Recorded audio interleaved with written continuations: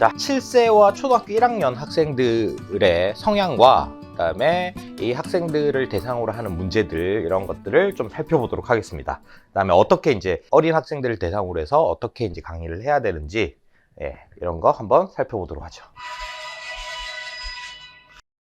자, 먼저 이제 7세하고 초등학교 1학년 학생들의 이제 특징들을 먼저 살펴보면 이렇습니다. 그러니까 초등학교 1학년 수학이 어떻게 만들어졌냐를 살펴보면 학생들이 수학이라는 것을 처음 배운다고 생각하고 1, 2, 3, 4, 5부터 시작이 돼요.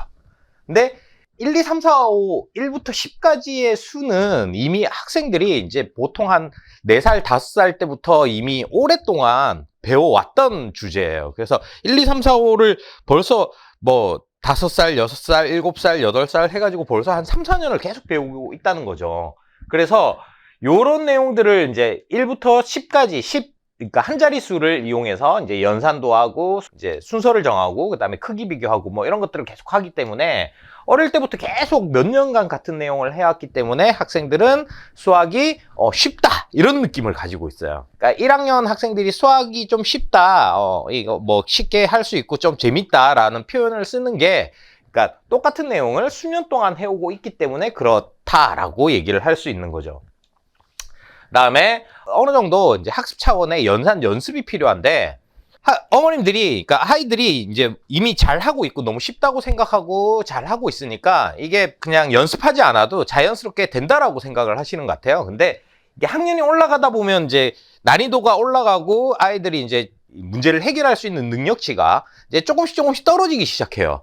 그러면서 연산 연습을 해야 되는구나라고 이제 생각이 들었을 때 시작을 하면 이미 조금 늦어지는 상황이 벌어지는 거죠. 그래서 7세 초등학교 1학년 때 충분히 연산에 대한 연습을 좀 해둘 필요가 있다. 이렇게 그러니까 학습의 어떤 습관을 들이는 차원에서도 필요하다라는 거고요. 그다음에 교구를 좀 활용해서 그러니까 좀 연산 연습을 할 때 좀 즐겁게 재밌게 이렇게 될 수 있도록 이제 연산 연습을 해 두는 것이 좀 필요하다라고 얘기를 할 수 있어요. 물론 이제 문제를 풀면서 제가 나중에 이제 예시로 보여드리겠지만 문제를 풀면서 문제에서 어떤 방식으로 문제를 해결해 나가야 될까 하는 생각하는 훈련, 사고하는 힘 이런 것들에 대한 훈련도 필요하지만 기본적인 연산 연습이 좀 필요하고 그런 것들을 좀 즐겁게 하기 위해서는 교구의 이제 활용이 좀 필요하다라는 거죠.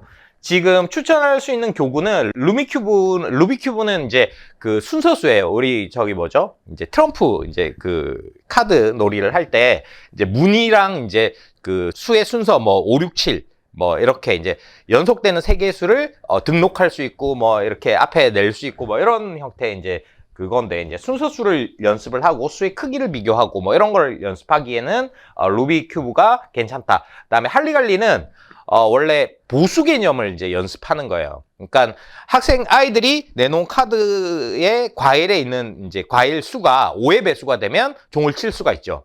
이제 이런 것들을 조금 활용을 해서 이제 10의 보수 등으로 이제 확장을 할 수 있다는 거예요. 그러니까 카드가 이제 너무 이제 5에 맞춰가지고 1부터 뭐 4까지의 수만 나와 있기 때문에 그러니까 이 카드를 조금 변경을 해서 이제 그 2배 정도로 이제 활용을 하면 10의 보수가 1학년 때 가장 많이 나오는 이제 연산의 연습이라고 할 수 있어요.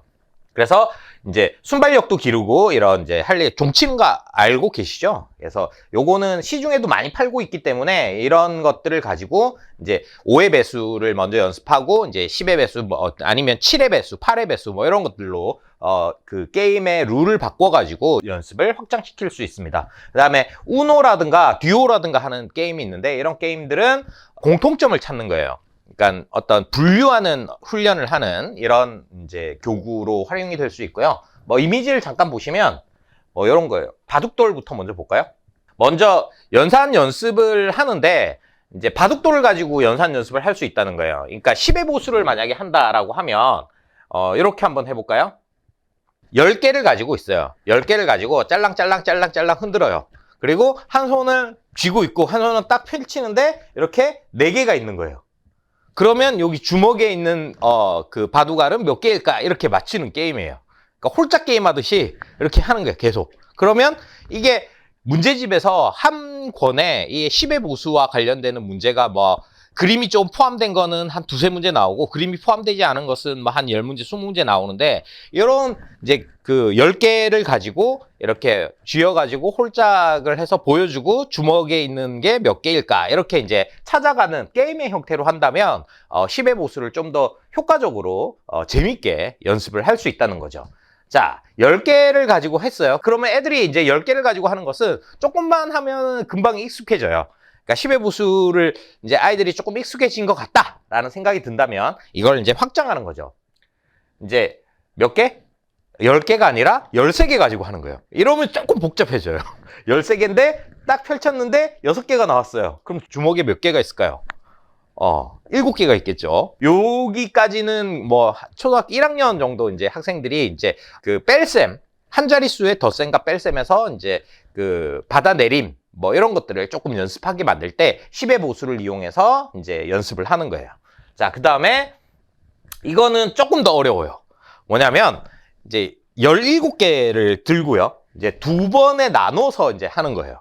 한번 짤랑짤랑 해서 4개를 펼쳐놨어요. 그 다음에 또 4개는 놔두고 또 짤랑짤랑 해서 6개가 딱 나왔어요. 그럼 이 주먹에는 몇 개 있을까?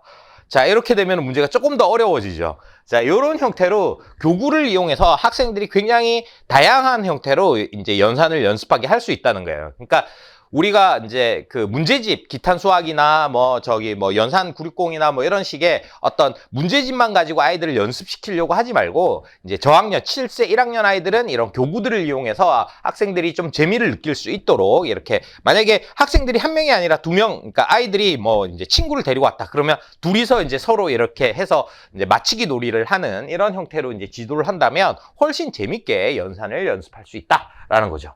여기 이제 23개 뭐 이렇게 이제 들어가면 굉장히 어른들도 힘들어요. 23개인데 5개 나왔어요. 이건 몇 개죠? 7개. 7개면 남아 있는 게 몇 개일까요? 자, 이런 식으로 연산 연습을 할 수 있다는 거예요. 방금 아까 소개시켜드린 교구들을 이제 좀 보면 루빅 큐브는 이렇게 생겼어요. 그래서 1, 2, 3, 4, 5 이제 연속되는 수를 이제 순서수 이제 세워놓고 이렇게 하는 게임이에요. 이제 뭐 이거는 게임은 룰 읽어보시고 하시면 될 것 같고요.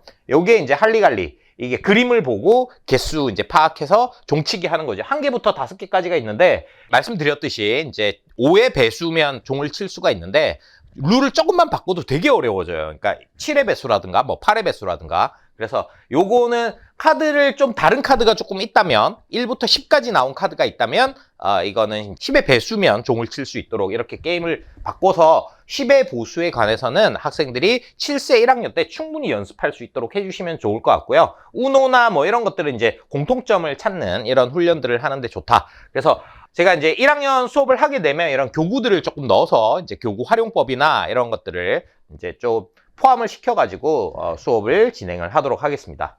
자, 그 다음에 문제를 한번 살펴볼게요. 자, 7세 1학년들이 풀 수 있는 문제들은 결국은 아까 뭐라고 했어요? 한 자릿수를 이용해서 이제 할 수 있는 다양한 활동들을 생각해 보는 거예요. 자, 이거는 가능한 모든 경우를 생각해 보는 거예요. 뭐냐면 막대 5개로 만들 수 있는 디지털 숫자를 모두 찾아보시오. 이렇게 되어 있어요. 자, 그러면 지금 먼저 생각이 드는 게 뭐죠? 그러니까 막대 5개밖에 없어요. 이거는 교구도 있어요. 이거 저기 자석 붙이는 자석판에 이제 붙이는 교구도 있는데 일단은 막대 5개가 있다라고 하면 어떤 생각으로 이 모든 숫자를 찾을 수 있을까에 대한 기준이 필요해요. 어떤 기준이 있어야 될까요? 지금 보시면 지금 여기에 채울 수 있는 막대가 모두 몇 개죠? 7개죠. 그러면 5개를 채워가지고 이렇게 막대를 숫자를 찾는다고 생각하지 말고 2개를 뺀다고 생각을 하는 거예요. 그러면 2개를 빼면 어디 뺄 수 있죠? 여기 왼쪽 끝에 2개 빼면은 3이 되겠죠. 그 다음에 여기 위쪽하고 여기 아래쪽을 빼면 5가 나오겠네요. 위에는 오른쪽을 빼고 아래는 왼쪽을 빼고. 그럼 반대로 빼면 2가 되겠네요. 그러면 3하고 5하고 2. 뭐 더 없나요? 자, 일단 생각나는 건 2하고 5하고 3 이렇게 생각이 나요. 2개를 빼는 거예요. 그러니까 지금 그냥 5개를 가지고 그냥 숫자 만들어봐 하면 막막해요. 그죠? 그런데 아까 제가 지금 말씀드린 대로 생각하는 이제 방법을 제시를 해주는 거예요. 전 다 있다고 생각하고 다 있으면 몇 개야? 그러면 7개죠. 그러면 5개로 만들려면 몇 개가 없어지면 5개가 되겠네. 그래서 2개를 빼서 숫자를 만들 수 있는 걸 한번 찾아볼까 해서 찾아봤어요. 근데 이게 다 찾은 거 맞아요? 이러면 이제 헷갈리는 거죠. 어른들도 잘 몰라요. 이게 다 찾은 건지 안 찾은 건지. 그러면 어떻게 해봐야 되죠?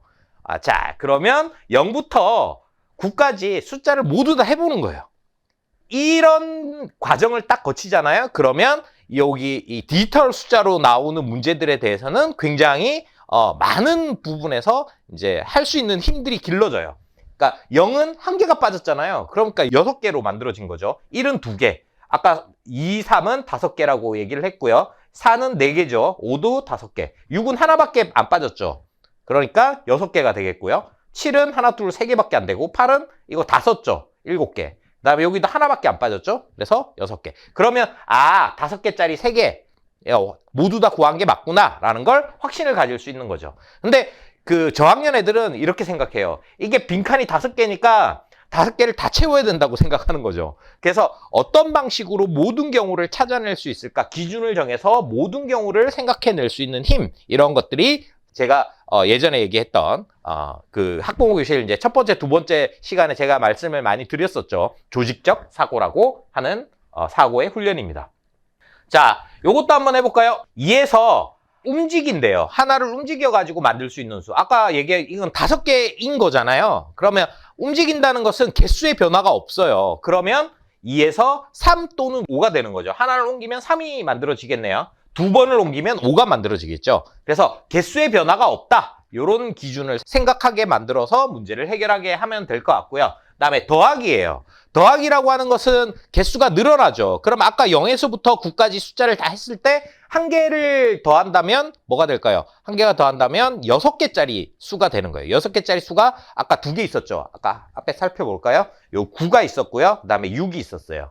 그래서 요 5를 가지고 하나를 더한다면 당연히 6과 9를 만들 수 있겠죠. 그 다음에 2개를 더한다면 다 꽉 채워야 돼요. 그러니까 8이 되겠죠. 자, 빼기로 한번 가볼까요? 자, 8개에서 1개를 빼면 7개가 되잖아요. 그럼 7개로 만들 수 있는 수는 2가지 있었죠. 뭐였죠? 6하고 9. 그죠? 그 다음에 또 있나요? 또 있나 보네요. 1개 빼서 만드는 수가 하나 더 있었네요. 뭘까요? 자, 이렇게 사실 어른들도 갑자기 생각하면 생각이 잘 안 나요. 그러면 어떻게 해야 돼요? 아까 한 것처럼 0부터 다시 생각해 보는 거예요. 그러면 0이 하나가 빠졌다는 걸 알 수가 있어요. 그러면 여기에서도 1개를 빼가지고 0을 만들 수 있다라는 거. 0, 6, 9 이렇게 되겠죠. 자, 이런 식으로 문제를 해결할 수 있습니다. 요 0인데 8로 들어갔네요.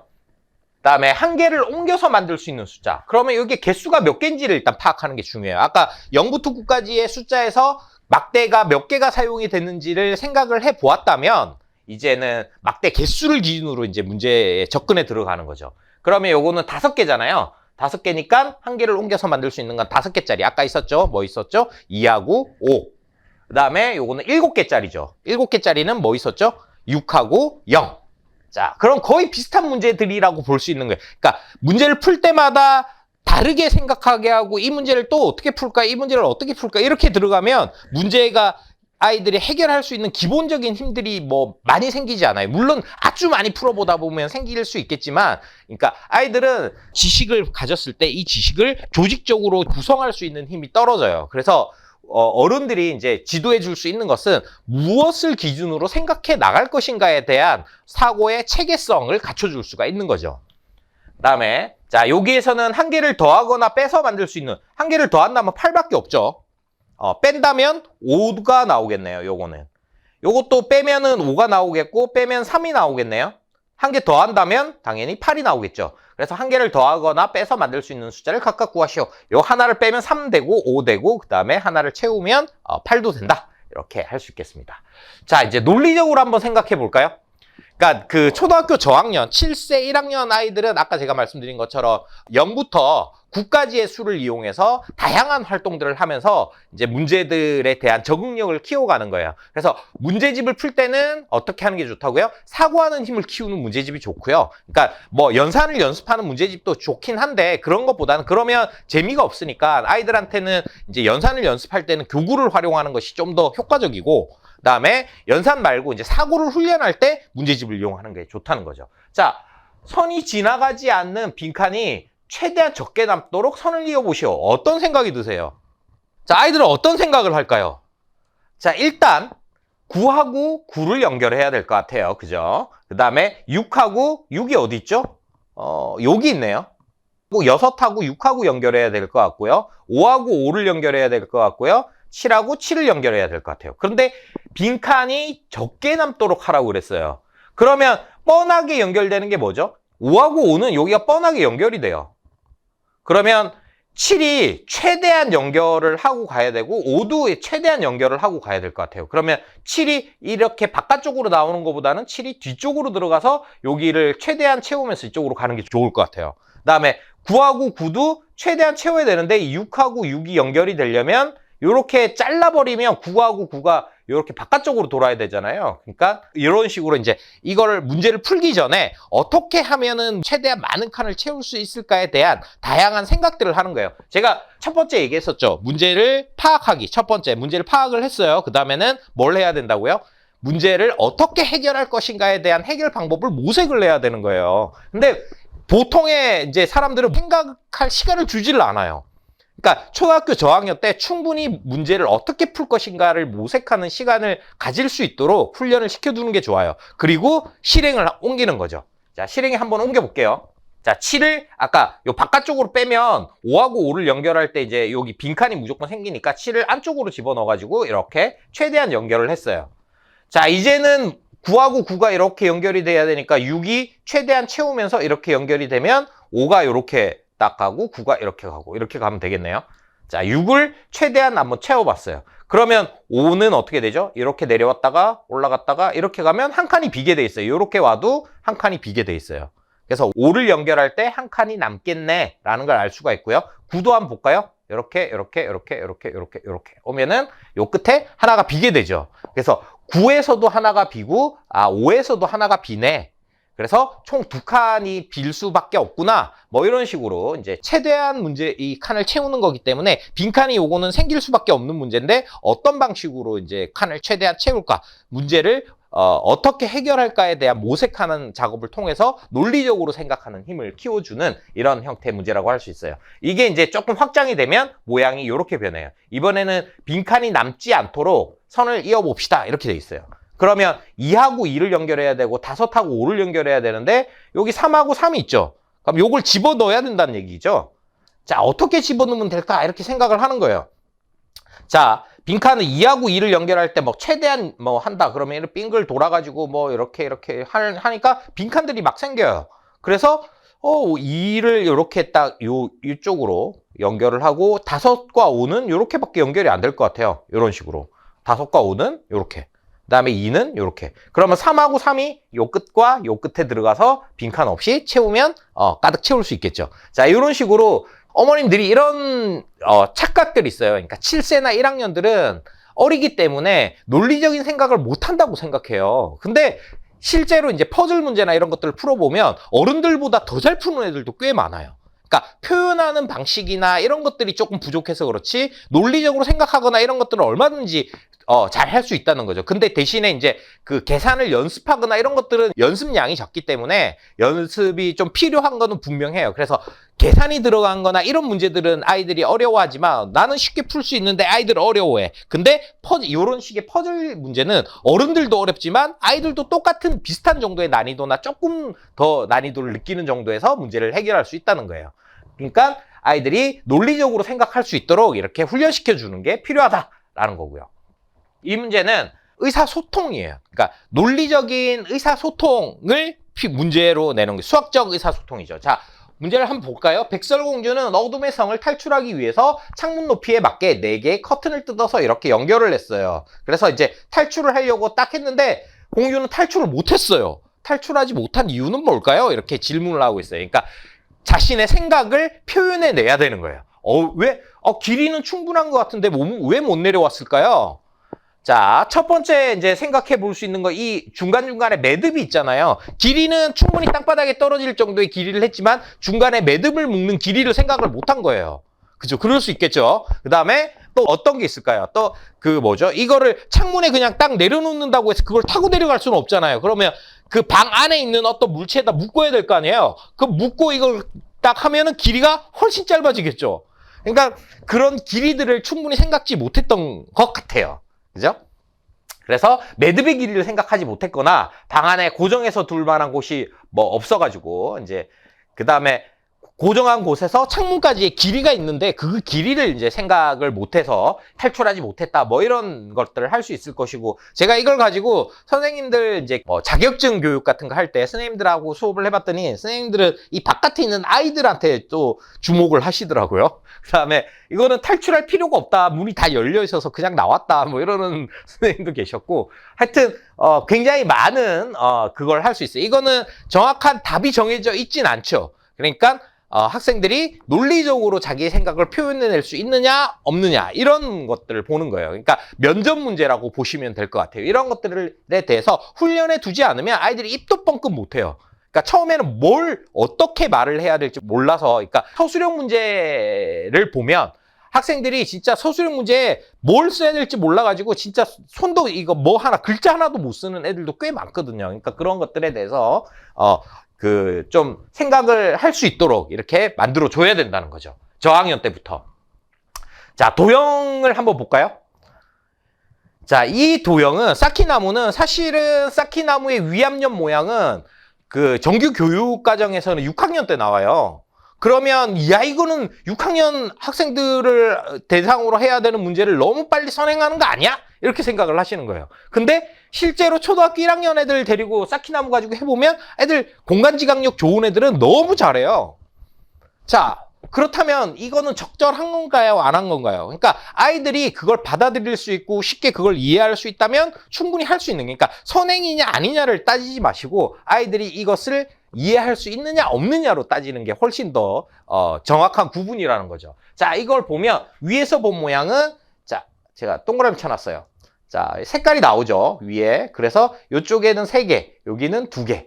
그래서 요 위에 3개, 밑에 2개. 이렇게 그림을 그릴 수 있겠죠. 그 다음에 앞에서 본 모양은 초록색으로 제가 네모를 쳐놨어요. 그러면 요 줄은 3층이 나오고, 그러니까 앞에서 본 모양과 옆에서 본 모양은 층수로 얘기할 수 있어요. 3층이 보일 거고 여기는 2층이 보여. 그 다음에 옆에서 볼 때는 이쪽은 2층이 보이고 이쪽은 3층이 보여. 이렇게 얘기할 수 있는 거죠. 그래서 이런 것들은 뭐 만약에 아이들이 잘 모른다 그러면 직접 쌓아보고, 쌓기나무 같은 경우는 저기 다이소 같은 데나 문방구 같은 데 가면 100개 단위로 팔거든요. 그래서 많이 사다 놓는 게 좋아요. 그래서 많이 만져보게 하는 게 좋아요. 제가 이거와 관련해서 좀 몇 가지 말씀을 드리면, 어떤 어머님이 저랑 상담하러 오셔가지고 우리 애는 공간지각력이 너무 안 좋아요. 저기 도형 문제만 나오면 다 틀려요. 이렇게 얘기하는 어머님들이 계신데, 공간지각력이 좋지 않다고 해서 도형 문제를 틀린다는 건 말도 안 되는 소리입니다. 제가 이제 그걸 증명을 할 때 이제 주로 쓰는 예가 이거예요. 그러니까 어떤 아이가 공간지각력이 아주 안 좋은 아이가 있다고 쳐요. 그러면 자기 동네에 살면서 한 10년 살았어요. 그러면 슈퍼가 어디 있는지 갔다 올 수 있을까요? 없을까요? 당연히 갔다 오죠. 왜? 맨날 다니는 길이니까. 그러니까 공간지각력이 좋으냐 안 좋으냐는 물론 이제 그거를 횟수가 한 번 만에 갔다 올 수 있느냐, 뭐 어떤 10번 만에 갔다 올 수 있느냐의 차이는 있지만 많이 하다 보면 실력이 는다는 거예요. 공간을 인지하는 능력도 많이 하다 보면 늘어요. 그러니까 쌓기나무를 직접 쌓아보고 직접 해보고 하는 과정을 저학년 때는 많이 해보는 게 좋아요. 그래서 이 문제가 6학년 문제다 생각지 마시고 초등학교 저학년 때는 직접 쌓아보기도 하고 직접 만져보기도 하고 모양을 쳐다보기도 하고 그래서 이렇게 되는 거구나 라는 걸 이해하는 과정을, 그러니까 초등학교 1학년 때는 구체적 조작기라고 해서 구체물을 이용해서 이제 문제를 해결을 할 수 있도록 도와주시면 되는 거고, 초등학교 이제 6학년 정도 되면 중학교 올라가면 이제 추상적 사고를 할 수 있는 이제 형식적 조작기라고 하는데, 그러니까 추상적 사고를 할 수 있다고 보는 거예요. 그러면 이런 것들을 머릿속에서 상상해서 이제 공간을 생각해낼 수 있다는 거죠. 그러니까 저학년 때는 직접 쌓기나무를 가지고 쌓아보기도 하고 이러면서 앞에 모양, 위에 모양, 옆에 모양을 다 이해할 수 있도록 이렇게 지도를 해주시면 좋을 것 같아요. 물론 바로 할 수 있는 애들은 바로 하게 하면 돼요. 그러니까 공간에 대한 지각력이 좋은 친구들은 빨리 그냥 딱 보고 이거는 위에서 볼 때는 이렇게 되고 앞에서 볼 때는 이렇게 되고 옆에서 볼 때는 이렇게 돼. 이런 것들을 다 이해할 수 있도록 해주면 되는 거죠. 요거는 그러니까 앞에서 볼 때랑 옆에서 볼 때는 밑에서부터 쌓아 올라가야 되니까 층수로 얘기할 수 있고요. 위에서 볼 때는 위가 보이는 이 모양들을 체크해서 어떻게 위의 모양이 나오는지 이런 것들을 연동시켜 보도록 연습을 시켜주시면 될 것 같습니다. 자, 요거는 이제 색깔을 이용해서 이제 보는 건데, 위에서 볼 때는 요 모양, 앞에서 볼 때는 요 모양, 옆에서 볼 때는 요 모양은 어떤 걸까요? 라는 거예요.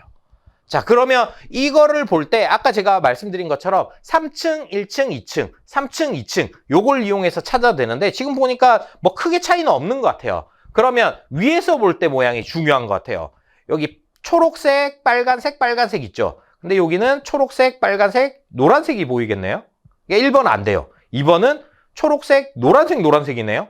여기는 초록색, 빨간색, 빨간색. 3번은 되네요. 4번은 초록색, 초록색, 빨간색. 4번도 안 돼. 그러면 요 위에 있는 요것만 봐도 3번이라는 걸 알 수가 있는 거죠. 그러니까 제가 아까 말씀드린 것처럼 이거 만약에 쌓기나무인데 색깔이 없다. 그럼 색칠하세요. 그다음에 뭐 주사위 이제 쓰거나 뭐 이런 문제들 많이 나오거든요. 그러면 쌓기나무에다 숫자를 쓰세요. 주사위를 만드는 거예요. 제가 쌓기나무를 가지고 만든 교구도 있는데 뭐 그것도 다음에 이제 수업을 하게 되면 소개시켜 드리도록 하겠습니다. 어찌됐건 뭐 요런 형태로 직접 만들어 보고 직접 체험해 보고 이렇게 하면서 그러니까 수업을 진행을 하는 거예요. 그러니까 7세 1학년 아이들은 1부터 9까지의 한 자리의 수를 가지고 이제 더하기하고 빼기하고 그다음에 이걸 이용해서 사고하는 훈련을 하고 하는 건데 유치원 때부터 1부터 9까지의 수는 굉장히 오랫동안 다뤄왔기 때문에 애들이 쉽다고 생각을 해요. 그래서 연산 연습하거나 이런 거에 시간을 많이 뺄 필요는 없어요.